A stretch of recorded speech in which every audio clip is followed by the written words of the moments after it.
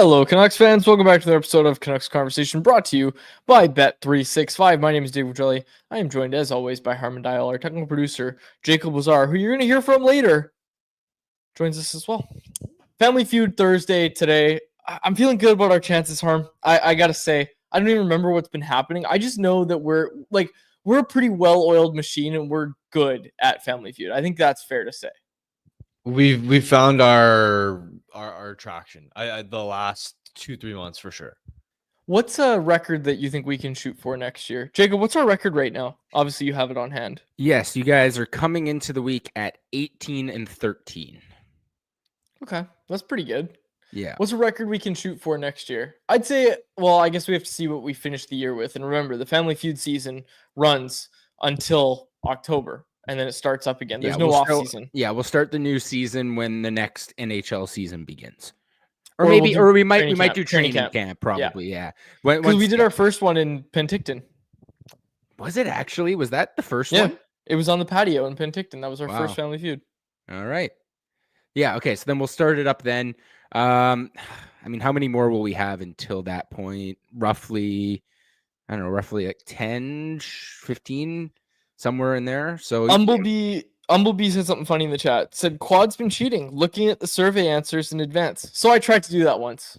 I'll be honest. I tried to look. I was like, oh, I wonder what's going on. And it wasn't to cheat. It was to check out, what it looks like. But then you had to sign into a Google account, and I was like, I'm not going to work that hard at it. So I didn't do it. I didn't know you had to sign in to an account to look. So no, I didn't look. I've never looked. Okay.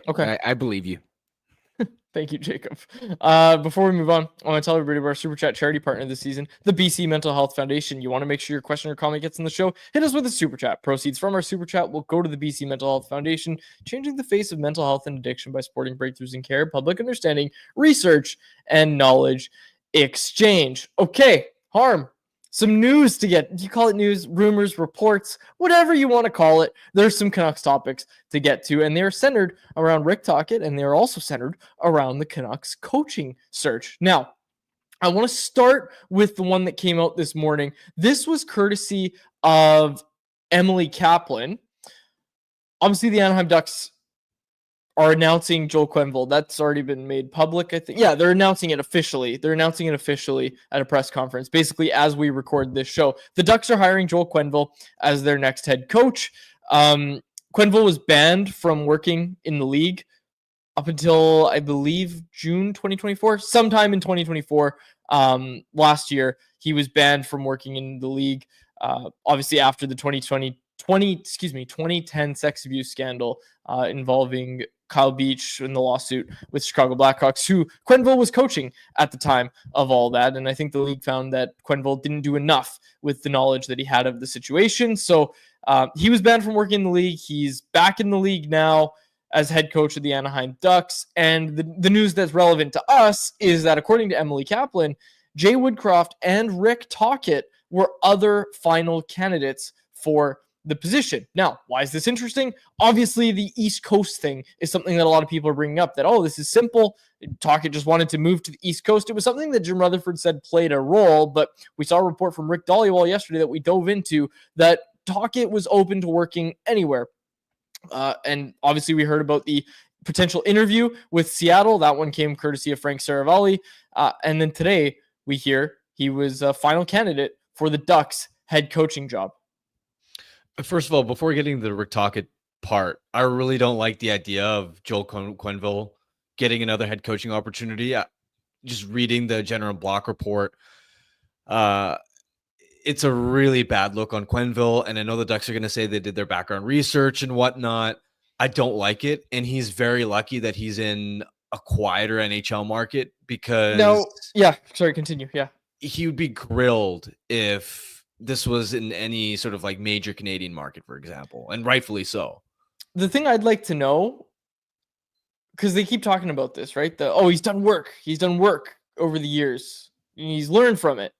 That's a great question to ask, is what work have you done? What learning have you done? What would you do differently? Like those kind of questions. And honestly, I don't know much about the Anaheim Ducks media pool, but I was hoping to watch the press conference, which obviously I'm not able to because we are on right now, but I hope he's asked those questions about, and not just him, right? Not just Joel Quenville, but the management group that is sticking their necks out for him. And, Pat Verbeek saying that, oh, he's done his work.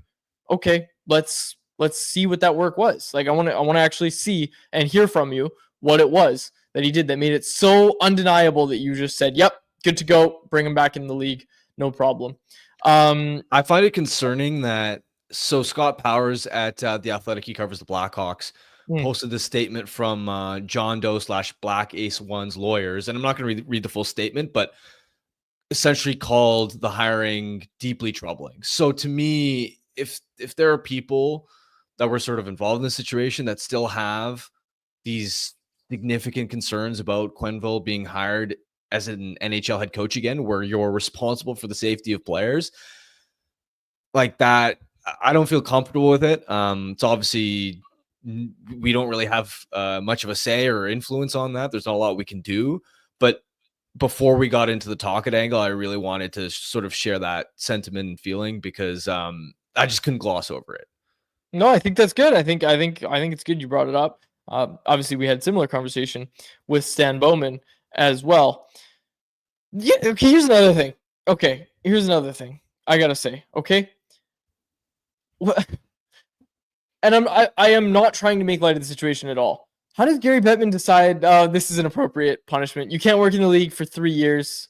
You know what I mean? Like, what would constitute a 4-year suspension or a 5-year suspension? You know what I mean? It's just weird to me. And honestly, yeah, I've made it clear already. I'm pretty skeptical about this. Oh, I've done work. I've done work I've done the work. I've done everything you need to do to be able to coach again. I don't know. Just, you're right. It doesn't sit right with me. Yeah, but he's in Anaheim. So we're gonna get to see him quite a bit. And honestly, I don't want to talk about it more. I think we're going to talk about it more tomorrow because I really do want to watch this press conference. I really do. I really want to see what's asked. I'm really curious. Honestly, I am. The Rick Tocchet angle, though. Rick Tocchet was a finalist for it. And obviously, like I said, this matters because not an East Coast team, the Anaheim Ducks. If you haven't heard, they are on the West Coast. So he was a final candidate for the Ducks head coaching job, courtesy of Emily Kaplan. So where are you when it comes to this idea of Rick Tocchet having the coaching world in the palm of his hand? Because that's how Frank Saravalli put it as well, saying that teams all over the place are going to be interviewing Rick Tocchet. Where are you here? Well, he's going to have a lot of options. And as far as the East-West Coast angle, when Rutherford brought it up, I never bought it. And I don't think Rutherford was necessarily implying that this was the primary reason that Tocchet didn't want to re-sign in Vancouver. I think he was framing it as that's just another reason. That's part of the rationale and thought process behind why Tocchet didn't want to re-sign. But even just reading between the lines, I think we could tell that there was a lot more to it than just, oh, he wants to go back east, which we now clearly know, given that he's been heavily linked to Anaheim before they hired Quenville, Seattle as well. The question for Tocchet is simply, what type of situation does he actually want to get himself into?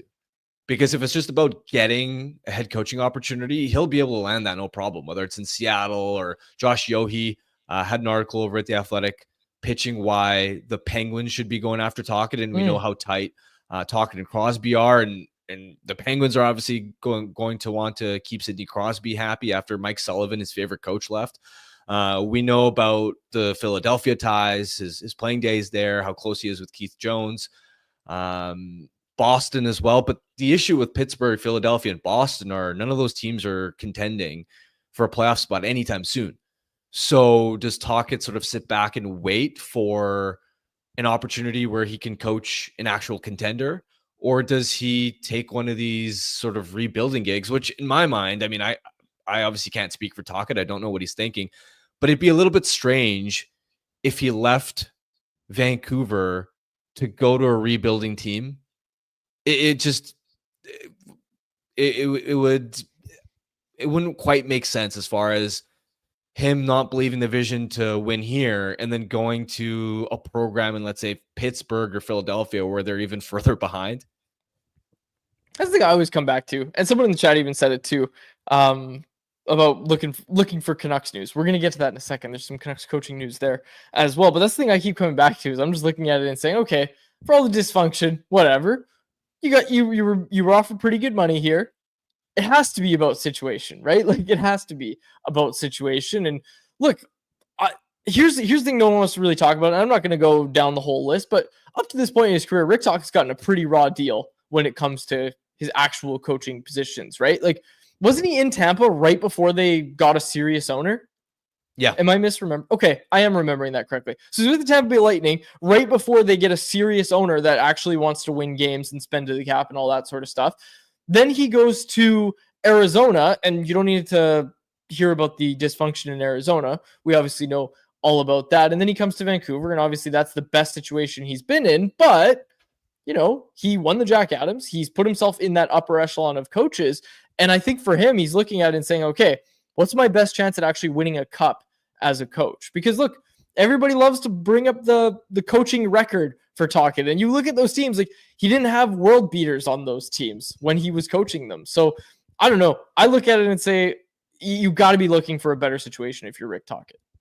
100%. And again, why step back from the situation only to go to a spot where you're further away from winning? At least here, for the short term, you have Quinn Hughes. You have a team that, despite everything going wrong, still finished with 90 points. And a year ago was still making the playoffs, won a postseason round. So we'll see. I'm really curious to see how patient Tocchet is in finding the right opportunity for the next phase of his career. Okay, and as Steve Wong in the chat said, we're tired of hearing Tocchet news. I'm more interested in Canucks news. So here's some Canucks news for you. This one courtesy of Irfan Ghaffar. Okay, he said the Canucks have interviewed Marco Sturm, who's obviously been serving as the Ontario Reigns head coach. Now, some mixed reaction when I read the Canucks Army comment section on this one. A lot of people pointing out that Marco Sturm's team scored 1 goal in 2 playoff games against a much lower seed. Kind of a tough sell to a fan base of an NHL team that struggled to score this year. And I'm not going to sit here and say I know everything about Marco Sturm and his system, but I did watch one post-game press conference, and I am totally against Marco Sturm being hired as the next head coach of the Canucks. I can't deal with, and I'm sorry, I can't deal with people who don't want to open up and don't want to talk, especially in this market. Like, I think that's what made Rick Tocchet so popular in this market, especially with the media, was how much he wanted to talk and how open he was and just gives it to you straight. I like that in a coach, really like that. And hey, and I don't know if it'll change when he's if and when he's the head coach of the Canucks, but that's part of the reason I really like Manny, right? Is he comes on the show and he wanted to explain everything and he was going in depth with all of his answers. I love that. And I think that matters as a fan too. It's not just a media thing. I think fans want to hear honesty from the coach and they want to get into the coach's brain. You remember all those times, and this is no disrespect to Travis, but like, do you remember all those times where Travis would just be like kind of play coy with like, hey, why is Matthew Highmore on a first line? And he was kind of like, had that attitude of, oh, well, what would you do or whatever. It's like, I don't like that. I don't think fans really like that. I like to hear your reasoning, and I like when a guy can back the reasoning for his decisions and can explain why he's making the decision that he is. And hey, here's one. We were doubting Manny Malhotra in the Abbotsford playoffs. Well, I was putting Archer Shelovs back in. He did it again. Archer Shelovs got yanked. We haven't even talked about it yet. They won last night. Abbotsford's is on the brink of going to the 3rd round of the playoffs. Archer Shelovs played great, lets in 1 goal in a game after being yanked. Manny's confident in his decisions. And I'm sure if we had Manny on the show, I don't think that's necessarily going to happen for a bit. But if we had Manny on the show, I'm sure he could explain that decision and why he did it. And I'm sure he'd even explain it if it didn't work out. But that's my point that I'm trying to make. And it's not all about Manny. It's about, I want to hear honesty. And I don't know. Early indication on Marco Sturm is that he's not much of a talker. Was the post-game interview that bad? It wasn't good. I played it for Jacob right before we got on. Jacob, can you pull it up? Like, give yourself some time. Obviously, I'll buy you some time. Can you somehow get just a post-game interview of Marco Sturm? It wasn't good. Yeah, so the way I look at Marco Sturm, he's had some success in 3 seasons, I believe now, as the coach of the Reign. But if you're looking at head coach options who haven't done it before at the NHL level, there are, in my mind, coaches with more decorated AHL resumes that I would have more confidence in. Manny, of course, being one of them, but also Todd Nelson, who's done a terrific job in Hershey lately, and has done a terrific job in the AHL for a really long time, and hasn't really gotten an extended NHL head coaching opportunity outside of like a brief opportunity with the Oilers as an interim head coach down the stretch, where he actually did a pretty decent job. Also, Mitch Love, who's an assistant coach with the Washington Capitals right now. I actually had an opportunity to talk to Mitch Love because I ended up on the same flight as him a couple of years ago on the way to Nashville, and we ended up sitting next to each other, and I had a lot of fun just like picking his brain for 20, 30 minutes about hockey. And this was at a time when the Wranglers were playing Abbotsford in the playoffs. So it was really interesting to sort of get his insight, and you definitely got the feeling that, okay, this is a bright guy. He's delivered elite results at the AHL level. He was really close to getting the head coaching job in Calgary before Ryan Huska got that gig, and then going over to Washington, being an assistant coach there. We know how successful Washington has been this season, and sort of he's been an instrumental part with running the back end, the blue line, and we know the amazing year Jacob Chikrin has had, revitalizing his game after a down year in Ottawa. So in my mind, Sturm's not bad. I'm not going to criticize the Canucks for interviewing him by any means, but there are better options out there in my mind. I agree. This one also came from Satyar Shah as a follow-up to Earth's report about Marco Sturm. The Canucks have been doing mostly phone interviews and Zoom interviews so far. And I should also say, I'm sure Marco Sturm is a great head coach. I'm not coming here to say don't hire Marco Sturm, don't hire Marco Sturm. I don't know. I didn't like the post game stuff. I want to see more. But I also should mention, I think the post game I watched was like right after his team got eliminated from the playoffs. So maybe he wasn't in a talking mood that way. Maybe I'm wrong. But the one from Satyar Shah that I wanted to mention was that in-person interviews are going to start next week for the Canucks. So hang out at the arrivals gate at YVR, see who you see come through. In-person interviews start next week. So it'll be interesting to see if a guy like Sturm, for example, gets an in-person interview, or if it just stops at phone and Zoom, which is what the Canucks are doing this week. Okay. Was there anything else? Oh yeah. Okay. This was a really quick one. No, I'm going to save it for anyone else. Let's just get to Family Feud. Jacob, you good to go? Yeah, I'm good to go. Boom. Let's rock and roll. Family Feud. Let's do it.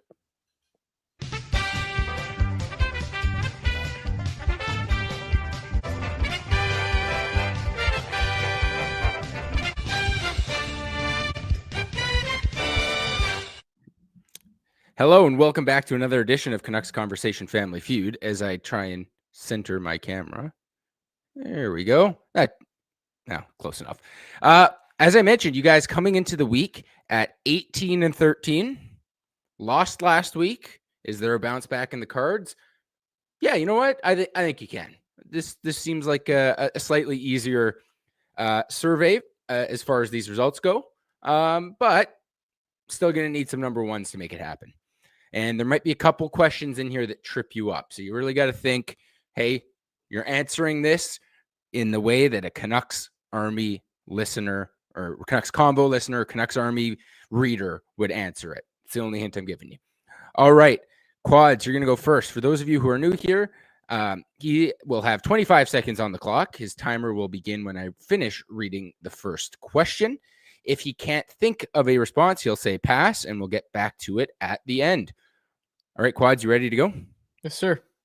All right, your 25 seconds will begin when I finish reading the first question. Which player, coach, or executive would you most want to hear a tell-all interview from regarding all of the Canucks drama this season? Jim Rutherford. On a scale of 1 to 10, how excited are you for the NHL draft? 7. What year will the Canucks finally get a practice facility? 2031. How many times will the Canucks make the playoffs in the next 5 seasons? Once. Who will win the Stanley Cup this year? Vegas. Vegas? Yeah. All right, you got it in just in the nick of time. You can wave Harmon down. I'll tally up your score.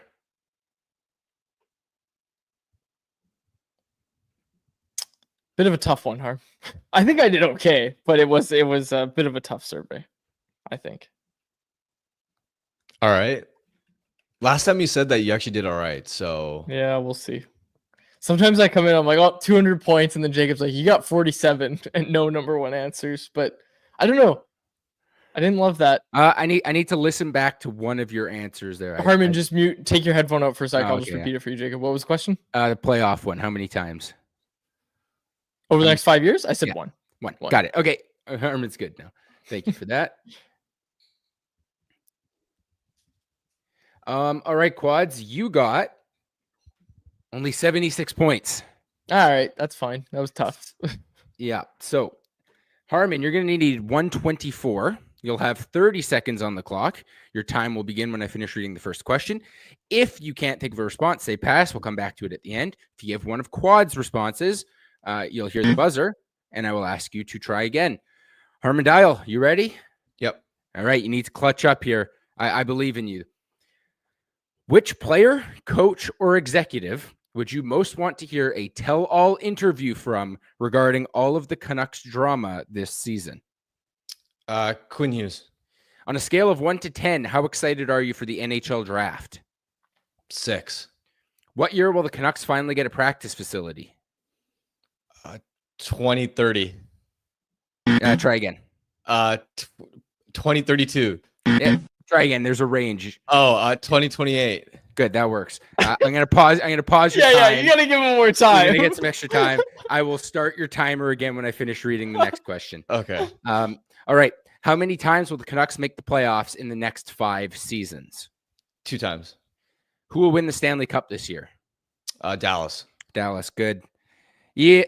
I had to pause the time. It wasn't even in question. Harmon clutches up with those last 2. All right, guys. Ready to do this? See if Harmon was able to get you guys the win. Which player, coach, or executive would you want to hear the tell-all interview from? Quad, you said Jim Rutherford. That was the number 3 answer. Harm, you gave Quinn Hughes. That was the number 7 answer. Really? Sorry, JT Miller's number 1. Sorry, the number 5 answer worth 7 points. JT Miller's number 1. JT Miller's number 2. Rick Tocchet was the number 1 answer. Really? Yeah. That makes sense.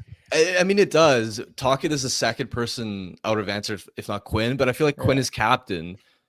Yeah. So the order goes Tocchet, Miller, Rutherford, Pedersen, Hughes, Francesco Aquilini. So yeah, 5 people wanted to hear from Francesco. Okay. I feel like Rutherford's also not a good answer because you basically already got like he's so truthful that he's not hiding a lot. We've mostly gotten his perspective. We have gotten tell-all stories from him already. Before they traded JT, he was literally the one that said in that Gary Mason interview, hey, this isn't going to work. We're going to have to trade one of these guys. All right. Second question on a scale of 1 to 10. How excited are you for the draft? Quads, you said 7. Harm, you say 6. Not great answers. Those were the number 4 and 5 answers. 9 points and 7 points. Pessimistic. 1 out of 10 was the leading answer here. Nobody's excited for the draft. Hey, I mean, some of these responses came in post-draft lottery. So maybe just with the Canucks not winning the lottery, no one's interested. I think it's still going to be interesting. Even if the Canucks don't draft a player, they use that pick to make a trade. That's still part of the draft. There's going to be a draft day trade. What are you talking? Okay, I understand. Okay. I understand it though. They probably expect the pick is going to be traded, and this year's not a fun draft class anyway. So yeah. I kind of get it. All right. What year will the Canucks finally get the practice facility? I put this into a range, which is why I had to buzz Harmon a few times there. Quads, you hit the number 1 answer. It was 2030 plus and onwards. Harm, you bounced back with 2028, which was the number 3 answer and worth 20 points. The funniest part of this was that never was coming in at the number 4 answer. That 12 people said the Canucks are never getting a practice facility. 15 years later, I think that's a fine answer to get. You know what? It absolutely is. Some other ones up top, 2029 was the number 2 answer. Everything was pretty close there. 2 people said by 2026. So that's a little bit too optimistic if you ask me that they're going to have a new facility by next year.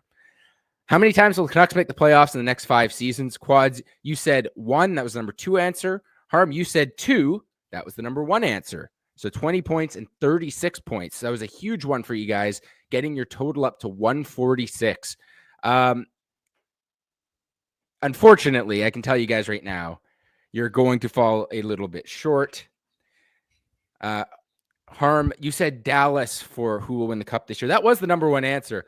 The reason you're going to fall short is because we got responses for every single team still in the playoffs except for the Vegas Golden Knights. Not a single person Oh my gosh. responded with Quad's answer of Vegas. You guys Why fall would you- 21 short. I picked Why'd you pick Vegas, Vegas? because my first reaction, I was going to say Edmonton, but then I was like, oh, it's Canucks Convo listeners. They're not going to say Edmonton. So, and then I went to By that Toronto. same logic, they're not going to say Vegas. No, not the same logic at all. I think if you had to pick between Vegas or Edmonton, I think 90% of listeners of this show would say they'd rather see Vegas win than Well, Edmonton. and I think that's why Dallas, Florida, and Winnipeg were the 1, 2, and 3. Yeah. All right, tough one. What would we have gotten if I had said Florida? If you had said Florida, you guys would have won by 2 points. My bad, Harm. My bad, buddy. It's all good. It's all good. Not a great round by me, but hey, we'll be back. We'll be back playing it next week. All right. Just ahead of anyone else, I want to tell everybody about Greta Bar YVR, a great spot to catch all the Stanley Cup playoffs and to watch the future Stanley Cup champions, Vegas Golden Knights. They got big screens all over the place. They've got the arcade games. They've got the bar. And of course, they have the iconic street food menu. Make Greta your spot to chill next time you're downtown. 50 West Cordova Street is the address. Let the games begin. Let's let anyone else begin. Anyone else is brought to you by the Vancouver Canadians. The Seas are back on the road this week, but back at home at the Nats starting next Tuesday, May 13th, for a 6-game set against the Everett Aquasox. Summer weather's nearly here. You can feel it. So it's a great time to get out to the Nat. They've got a nooner at the Nat on Friday the 16th. Get out of work early, grab some friends, and head on down to the ballpark. On Saturday the 17th, the Seas host Women in Sport Day with a special guest appearance by Hazel May. And check out the White Spot Family Fun Sunday on the 18th. Bring the kids. They get to run the bases postgame. It's always a fun day on a Sunday afternoon. For tickets, call 604-872-5232 or check out CanadiansBaseball.com. All right. Let's go to anyone else. This was a good question from Calvin99 Charlie in the chat. Said, when is the latest the Canucks can hire a coach? I've thought about this. The timeline was discussed a little bit by Jim Rutherford. I think the fact that in-person interviews are starting next week kind of give you an idea of the timeline, and it's kind of an interesting wrinkle in it that Abbotsford is on the brink of heading to the third round of the playoffs. Canucks would like to get this done ahead of their kind of meetings before, not so much the draft, I don't think is as important, but free agency. Rutherford said as much. Like, the Canucks will have a coach before free agency because they want him to be involved in those decisions on free agency day. They want to make sure that it's that they're only getting players that the coach can jive with, if you will. So I would say the latest that they're going to hire their head coach is, I don't know, like mid-June, but it's already almost mid-May.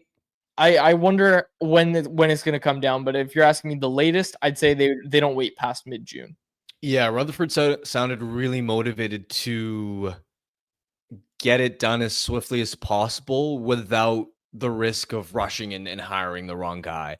Rutherford said straight up that as a hockey operations leader, he really values the input of a head coach and doesn't think a GM's job is to just give the coach the players and the coach has to adapt to the players.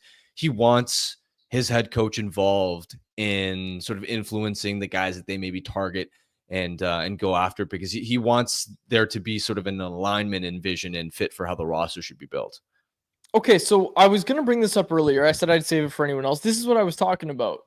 I kind of glossed over it a little bit, but in Emily Kaplan's report, Jay Woodcraft was the other name mentioned as a final candidate, which means Jay Woodcraft's interviewing right now. He's looking for work. Do you like Jay Woodcraft as a potential head coach for the Canucks? I don't know if he's necessarily number one for me, but he's absolutely somebody I'd be interviewing and heavily considering. He's not in the same boat as those other recycled head coaches where he's had 3 or 4 different stops and a mediocre track record. You look at his work in Edmonton, the Oilers were teetering on the edge of disaster when Woodcraft took over in the middle of the 2021-22 season. They'd lost the qualifying playing round of the 2020 bubble playoffs to an aging, mediocre Chicago Blackhawks roster that at the time was coached by Jeremy Colleton. They were sort of swept in 2021 in the first round by the Winnipeg Jets, and they were outside a playoff spot when Dave Tippett was fired in February 2022. So just like, think about that framework for a second, right? The Oilers hadn't done anything really since McDavid and Draisaitl's second year in the league, I believe, when in 2017 they made it to the second round. After that, this is a team that was perennially losing in the first round and was at risk of missing the playoffs entirely. There was this conversation brewing about, if this continues, McDavid and Draisaitl, are those guys going to want out? Woodcraft takes over. They instantly go on a 26-9-3 tear, which saves the franchise from an embarrassing playoff miss, and he instantly guides them to the Western Conference Final, which, again, first playoff series win since 2017 when McDavid and Draisaitl were literally 20 years old each. Following year, they finished second in the Western Conference with 109 points. Now, of course, there were roster sort of upgrades that happened around that time as well. They added Ekholm at one point, Vander Kane, so it wasn't all coaching, but you can see how they went from they're this mediocre, borderline, barely making the playoffs team that can't really go anywhere deep in the postseason to, okay, this is one of the best teams in the NHL, flat out. That year they lost in the second round to the Vegas Golden Knights, who ended up winning the Stanley Cup. And then that's where heading into the 2023-24 campaign, Woodcraft had the disastrous 5-9-1 start that got him fired. And the mistake there was he wanted to switch the Oilers from playing man-on-man defense to more of his own style, similar to what Vegas won when they won the Stanley Cup. Tampa. Florida as well. And that sort of switch, he also switched their neutral zone defensive scheme.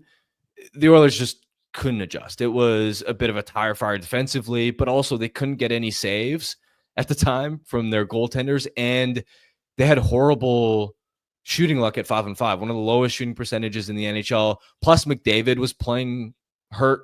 Ekholm was playing hurt. So there was just a ton of factors going wrong all at the same time, leading to that terrible 5-9-1 start, I believe it was.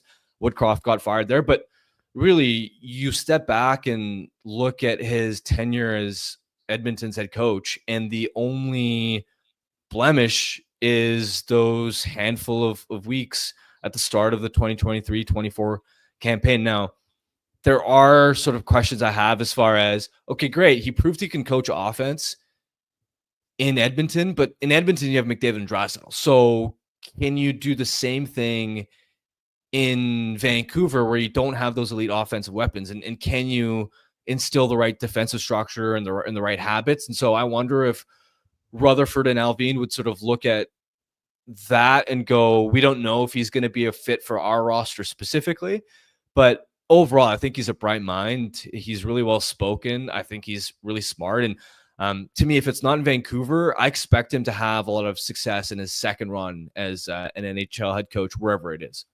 I asked Beg Milk, Oilers Nation's managing editor, for the scouting report on Jay Woodcraft. This is what he said. He said he's a solid coach, good at X's and O's. He's a player's coach. Guys would love him, but he can also go back to the well way too often when something is working versus not working. He's really well thought out and calm, but can be slow to make changes when they're needed. I asked if he meant more so in-game adjustments, or he'll roll out the same line that hasn't been working for 2 weeks. And Beg Milk said both. So we'll see.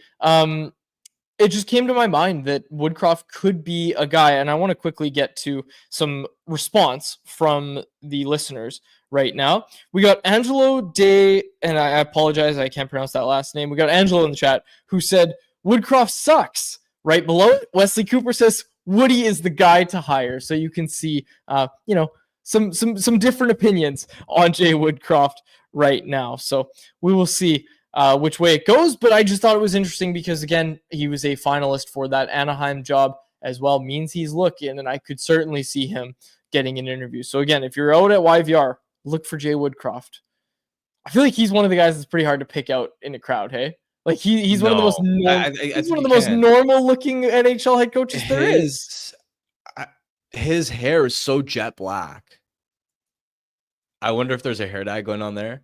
But I feel like you could spot him in a crowd. No way we're throwing out the hair dye allegations right now. Isn't he young? He's like 40 something. 48. 48. There's some hair dye. There's some hair dye for sure. I did not realize that he was like making Jim Benning look like he was going easy on the hair dye.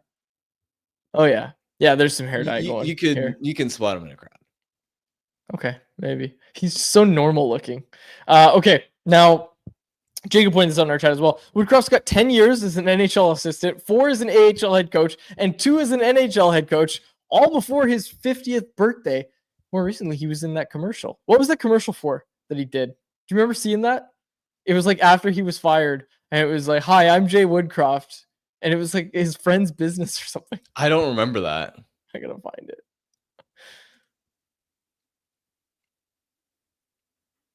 Oh, what the hell?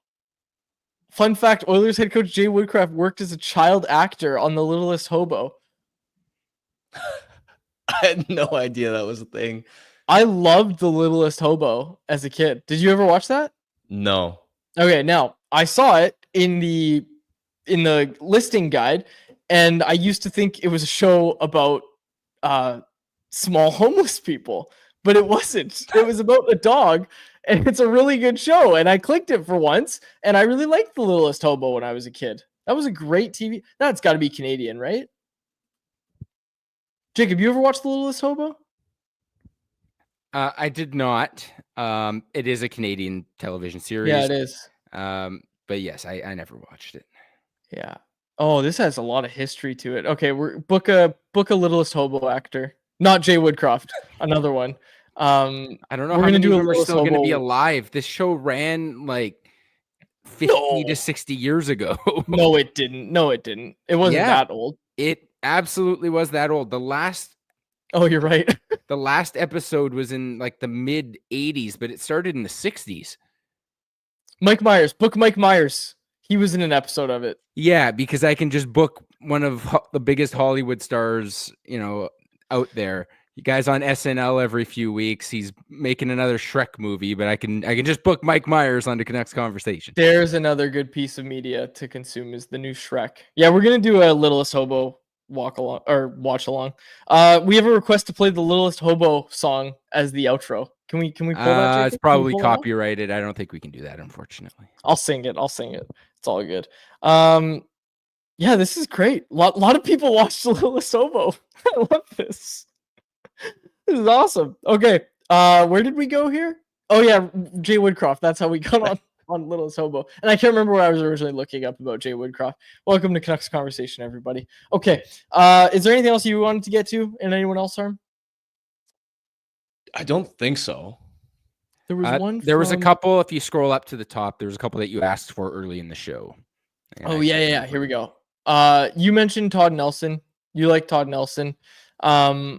This one from Travis Wall, friend of the show. He said, of the rumored or likely head coaching options, what is Harman Quad's number one pick? I'm Team Manny. I've been Team Manny from the start. I'm going to start getting shirts printed, I think, but I'm Team Manny all the way. How about you? I don't know if I've identified like a clear number one. If I had to pick one, it would probably be Manny as well. But whether it's Manny, whether it's Todd Nelson, whether it's Mitchell Love, I would feel very confident in any of those three guys. All right.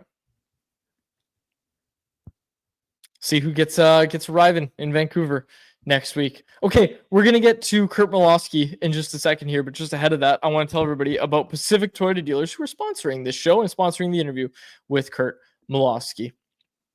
I want to tell you about the 100% electric Toyota BZ4X, an SUV packed with plenty of space. The BZ4X can handle any terrain and can take you from the city to the slopes. It's backed by the peace of mind that comes with knowing you're driving a Toyota. And if you're driving a BZ4X, you get access to HOV lanes even if you're driving alone. Get in and go. When you choose the BZ4X, you can get a $5,000 incentive, and now you can finance a 2025 BZ4X LE all-wheel drive from 0.99% APR for 36 months. Visit shoptoyota.ca or your local Pacific Toyota dealer today. All right, let's get to our interview with Curt Malawsky, head coach and general manager of the Vancouver Warriors. All right, very pleased to be joined now by Curt Malawsky, the head coach and general manager of the Vancouver Warriors. Curt, thanks for taking the time today. Thanks for having me on. I really appreciate it. Curt Malawsky. We had him on last week as well. So obviously, since we last spoke, your team was eliminated from the NLL playoffs in the second round. It seemed like a pretty close series from an outsider's perspective. What were some of the deciding factors in that series in your mind?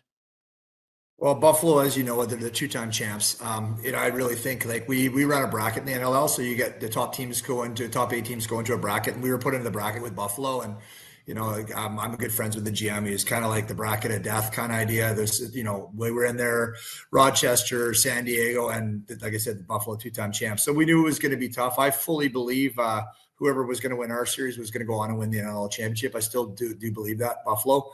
But you know what? They have a lot of experience. We talk to our guys about what it takes and what you need to do in the playoffs. And we have a mantra. It's like, whatever it takes, no matter what. And they know what that means. It's like sometimes you kind of bend the rules, skirt the rules, and, play by intimidation. They've just been through the wars and you can't really replicate it. So I think the experience was a big part. Playing in Buffalo, we won the regular season game. So I think our guys felt real comfortable there. But I think at the end of the day, they were different in the playoffs. Their fans were different. They were loud, they were in our face, and and then so we weren't great on the first night, but then coming home, I thought we had a really good night. I think the turning point of the the game, and then eventually the series was 8-6 for us. We came out of the half hot and got up to 8-6, hit 2 bars, and I think if it went to 10-6, I think we're going to be good with our defense and goaltending. But they were able to come back within 1, and then we had a terrible, I think, a selfish penalty, and then that kind of started their run, and that was the end of us. As a coach, can you just take us through what it's like when your team goes through a hard-fought playoff elimination, what it's like sort of walking into the locker room, and just what kind of message you give your players after a really strong and promising season overall, but ultimately a tough playoff elimination as well? Yeah, that was a tough one. It's kind of, for me, I've always been a hard on the sleeve type guy, and just walking in there, I'd be lying to you if I didn't feel like I was going to break down. And you see all the guys, and I know it's professional sports, but and they're men, but there's a lot of wet eyes and a lot of guys that were pretty upset and tearing it in there. So I did everything I could to kind of hold it together and have that poise in the room, but it was tough. It's gut wrenching. Every year you kind of look at your team and you say you're 4-14, but when you take it on, then you get to 8-10, then you get to 11-7, and then you're hosted, you're playing in a semifinal. So, there is some good things, but at the end of the day, the ultimate goal is to be NLL champions, and we didn't get that done. And, I think that the toughest part is knowing that your room will not be the same. The guys battled hard for each other. They knew, I guarantee it won't be the same next year. And I just don't know. You just don't know who's going to go and who's going to come. And but that's the hardest part. I felt for the guys that I kind of apologize in a way. We didn't get it done. We have some older guys that might not be here next year, and we didn't get it done for them. And I think that was a part that was really upsetting. And but then you spend some time to digest and realize that overall the season was a success. We just didn't get that step, but we do gain that experience, what it takes to get there. When you look at the year your team had as a whole, what are you most proud of? I think the fans. I just really think we turned. I honestly feel with a ton of help with the organization, everybody involved. I think we really, not that Vancouver lacrosse wasn't on the map before. It's a hotbed of lacrosse in our country, in Canada, and everyone talks about Ontario. But for years, the Vancouver Warriors really wasn't a desired place to play. So you kind of feel really proud about the last game, and throughout the whole year, our fans were outstanding. We broke attendance records. We were able to have 2 home playoff games, and the fans just, I said it after my post game, the kids hanging over the rails, and they're able to get access to our guys. And it's pretty heartwarming. I come from Calgary, coaching there, and, you're getting some nights you get guaranteed 15 usually on a big game, and anywhere from 10 to we've been up to 19 in that building. So that really, we had that atmosphere that really reminded me of Calgary, which is like, and that's a long and storied franchise, and we're just kind of getting our feet wet. So I really think that, the biggest thing for me, the proudest thing was that we straightened it. We right the ship. It's going in the right direction. Our fans came out big time. And I think, we talked about growing the game in British Columbia when I took the job 2 years ago now. And I think we're on the right trajectory, and with the support of with our organization and Aquilini Group has been outstanding, but it added the fans and the community. I think that's probably the most thing I'm proud of. What's next for your organization, and just what the NLL offseason will look like for you? We're going to be super aggressive in free agency. We have the backing of our ownership group, and they when I took the job, they said we're not going to lose players over money, and we're going to be aggressive in free agency. Where in the past we weren't able to do that in Calgary. So we're excited about that. Obviously about the big trade with Christian Delbianco that we made. I don't have a first round pick this year, but it was calculated in the fact that we didn't give up like some people. Yeah, you got to give up five first round picks. We didn't have to do that. So we only had to give up 1 year. So we have to eat 1 year. We have the first pick in the second round. So it's only a couple, we gave up 10. We're probably picking 16 or 17 with the comp picks. So we're not far off there. So really our season, it's a freeze until the season's over. So the roster freezes and no trades can be made. But as soon as that opens up at the end of the last game, which could be the middle of May, latter part of May, we're able to make trades again. So some teams will try to maybe unload some of their UFAs that they can't sign, and which gives, like, if we wanted to pick up somebody and give us exclusive rights until August 1st, that's when UFA hits in our league. We have the ability to do that. And then there's franchise tag players that each team can franchise someone. It's either 32 years and lower, so 30 years old to 32, you can franchise tag and they can't reject.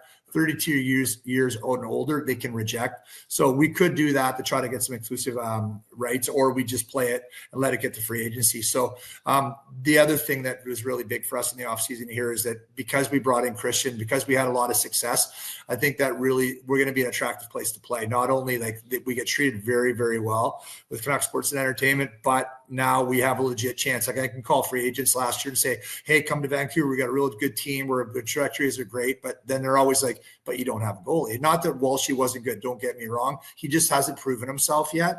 But there's only one Christian Delbianco. And I think that in itself is a massive recruiting tool. And our league is a lot different than the NHL. Like our guys will phone guys and they'll talk to guys and talk to their friends. They come here and, it's not all about the mighty dollar in our league. It's like guys want to win championships. Guys want to be here with their families. So I think us being very aggressive in free agency based on how we did, I think we take advantage of that, but it's going to be busy. I do think we need a couple guys up front to put us over the top. Buffalo's offense was so good. So we'll be targeting a couple of offensive guys that like to get a little bit bigger, stronger on the back end. And then I would like to be able to, what we call transition guys running out the back end that can score in transition and just before we had settled 5-on-5 offense. So right-handed transition guys. So we got our work cut out for us in the offseason.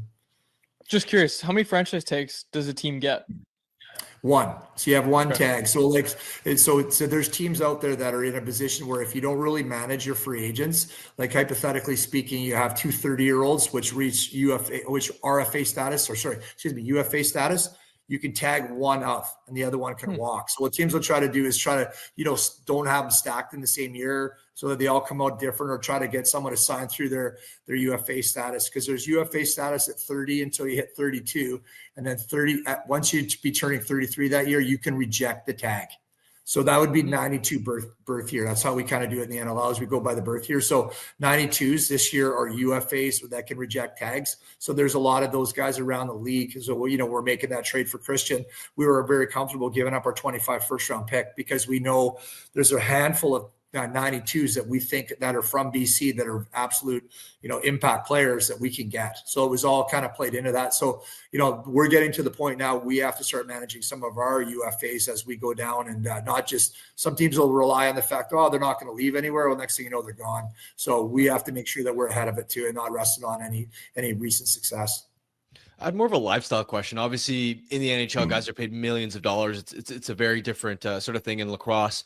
For the average player, what's the lifestyle balance as far as are these guys playing lacrosse full time as a career? Do they have side jobs? Do they work on lacrosse, fully during the season and then have summer gigs? How does the lifestyle sort of work, especially because, travel's involved in the season as well? Yeah, no, that's a great question. Just for me, I'm an electrician at Park Royal. I took my work clothes off and sat in front of my computer. So it's like a lot of us, a majority of the players, especially the older established guys, we got firemen on the team, we got construction guys on the team. And it's like, a lot of guys, depending on their job, they have to use their holidays. They have to dip into their holiday fund, and knowing when we're going to be, heading on the road. And if we play a Friday on the road, that's 2 days that you're going to miss. And you got the Friday, the Thursday, Friday, and it's not easy. So the young guys that are maybe anywhere from maybe 25 to 27, 28, they're just play in both lacrosse leagues. They'll play in the major series in Ontario or the Western Lacrosse Association in BC, or they'll play in the PLL. So a lot of those guys can have a full-time job and you can make pretty good money at it. And for so long. And then eventually, like I say, real life reality sets in, and then guys start getting careers and stuff like that. So it's a good segue to getting a good career, and just, enjoy it while you can. But eventually most of our guys, like I said, are firemen or they're working in construction, or guys at Lafarge. There's still a lot of guys like that. So it's not a full-time, obviously the league wants to get to be the next main sport, but we're not there yet. So now it's really, that's kind of like brings a lot of that family feeling into it, because, the guys are working their 9 to 5, or so to speak, and then they're coming to play lacrosse at night, and they get to kind of put the superhero cape on and play in front of all these people, which is pretty cool. And we're all really fortunate to have this league.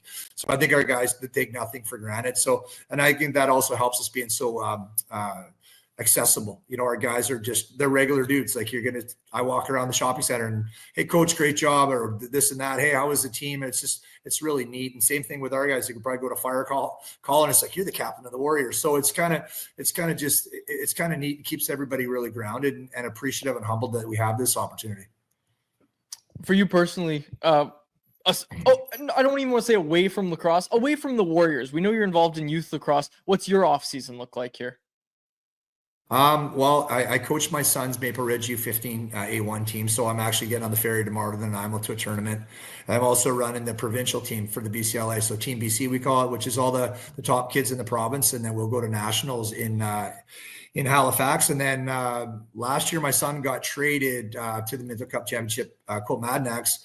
And believe it or not, part of the deal was I had to commit to coaching the Langley Junior Thunder. So it was like I put it out there, and before I could let it sit there, the guy's like, yeah, oh yeah, really? I didn't know that was on the table. So we did a little bit of negotiation. So I'm a man of my word. So I'm going to be helping. I'm excited. Don't get me wrong. It's not a chore. I'm excited to go out with the Langley Junior Thunder and help those guys out, and along with the U15s and then the Team BC. So, I'll try to get up. I'm in the rinks all the time doing scouting and recruiting. So super busy summer. It slows down a little bit after free agency in August, then we head to Halifax. But, there's no other place that I'd rather be. My family's fully engaged. My wife loves lacrosse. She's with me all the time watching games and stuff. So it's a whole family thing. So it's pretty cool. That's awesome. Curt, thanks so much for taking the time today. We really appreciate it. Thanks so much, guys. I love the show. Awesome. There he is, Curt Malawsky, official friend of the show. He's been on twice now. We'll have him back on again. Curt, thanks a lot. Appreciate it. Thanks so much, guys. Take care. All right. And that was Curt Malawsky, again, the head coach and general manager of the Vancouver Warriors. Our thanks to him. All right, Harm, let's close this thing out. Let's get to our Bet365 bet of the day, which is brought to you by, you guessed it, Bet365. Harmon, the Oilers are underdogs tonight.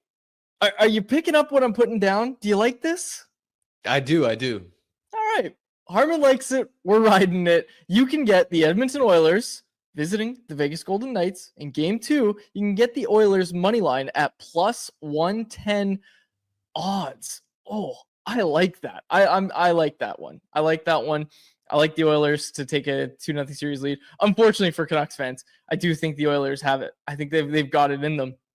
So that's what I'm taking, plus 110 at Bet365. And if you want to get on the action for the Stanley Cup playoffs, Bet365 has got you covered. From game props, player props, totals, and the money line, you can even bet on futures like series winners, conference champions, and the Stanley Cup champions, and much, much more. Whatever your bet is, it's never ordinary at Bet365. Download the app and get in on the game, an official partner of the Stanley Cup playoffs. Must be 90 plus to play.